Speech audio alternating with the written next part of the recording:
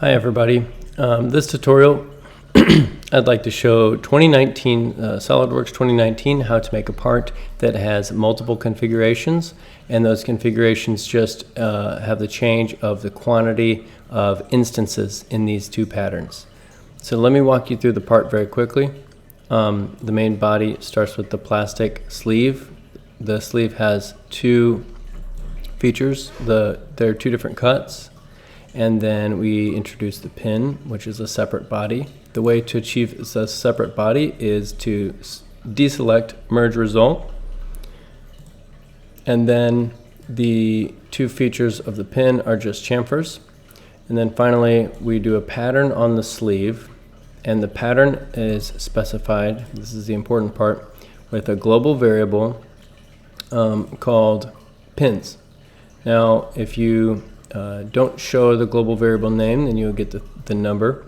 And if you want to make it something else, like equals my var, then you have the option to create a new global variable, and you have to choose the quantity. We'll say 4. Click OK. Now you're going to get 4. But I would prefer to keep it with the variable pins.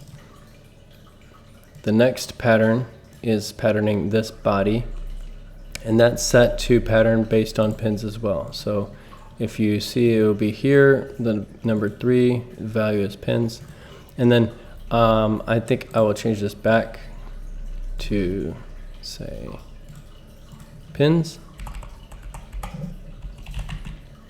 And then if we update that global variable, both features will update. So if I manage equations and I change this to 6, then both bodies should change their patterns. Okay.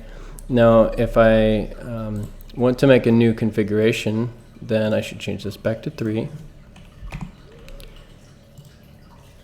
And then I will go to the configuration manager, which can be intimidating if you never use it, but it's not so bad. The default is the only one that exists when you create the file. Then this is a custom configuration. So I right click on the very top row, add configuration, and I'll put 4-pin configuration.